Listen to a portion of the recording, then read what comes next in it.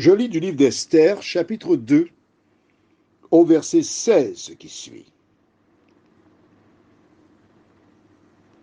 Esther fut conduite auprès du roi Assuérus dans sa maison royale, le 10e mois, qui est le mois de Tébeth, la 7e année de son règne.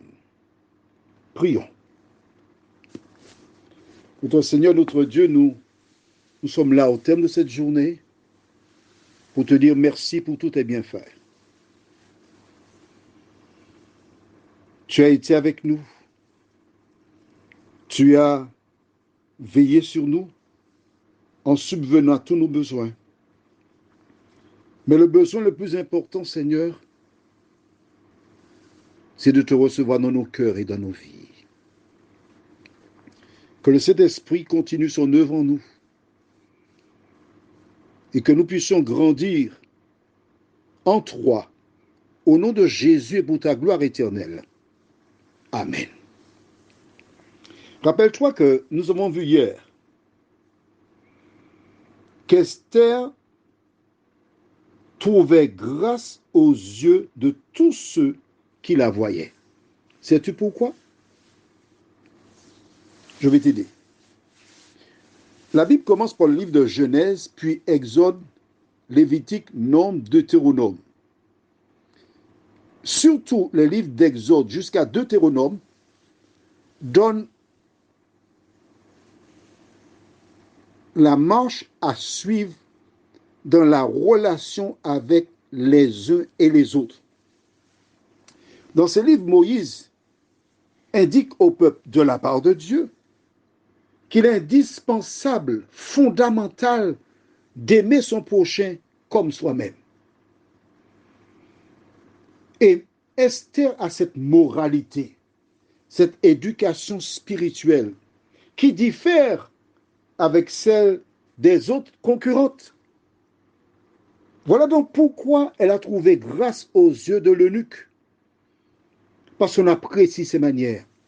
Elle est disponible, toujours prête à aider, souriante, etc. Si tu veux savoir comment être, il suffit de lire ces livres-là. Exode, Lévitique, Nombre, Deutéronome. Et tu as toutes les informations. La base. Elle ne fait que reproduire cela. Voilà pourquoi elle trouva grâce. Alors, tu sais, c'est lorsqu'il y a un concours comme Miss Univers, il y a des pronostics. Des personnes disent, ah, c'est la numéro 3 qui sera élue, la numéro 4.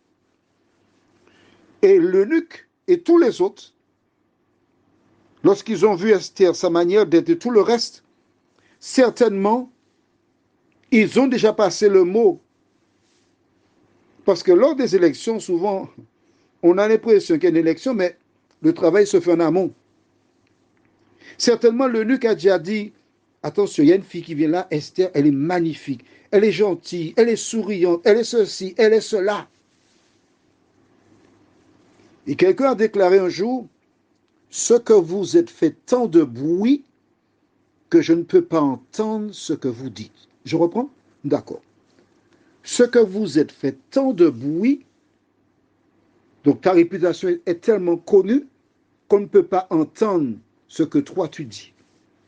Il y a un décalage entre ce que l'on sait de toi et ce que tu es. Mais je voudrais aussi mettre un bémol. Mais oui, on fait peu de musique. Souvent, des gens rapportent des propos qui sont mensongers. Et nous fabriquons des réputations pour des gens. Nous présentons des mensonges comme parole de l'évangile et nous adoptons une attitude malveillante à l'endroit de ces personnes. Mais laisse-moi te dire une chose. Quel que soit ce que tu entends sur un individu, ne porte pas foi à ce qu'on te dit, aussi longtemps que tu n'as pas vu de tes yeux.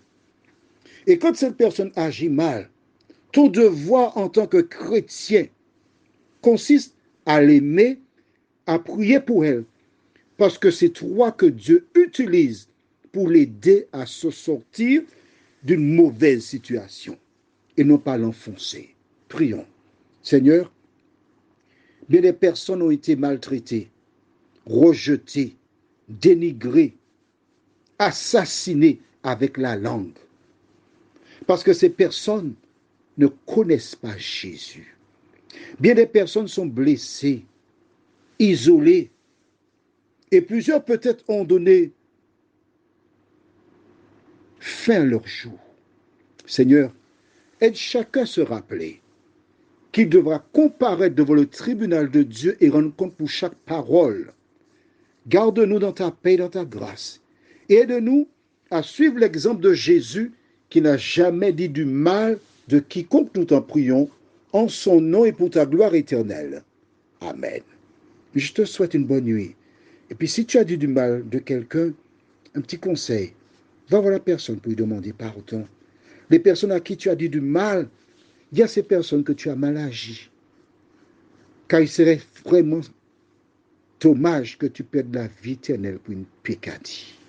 Pense-y.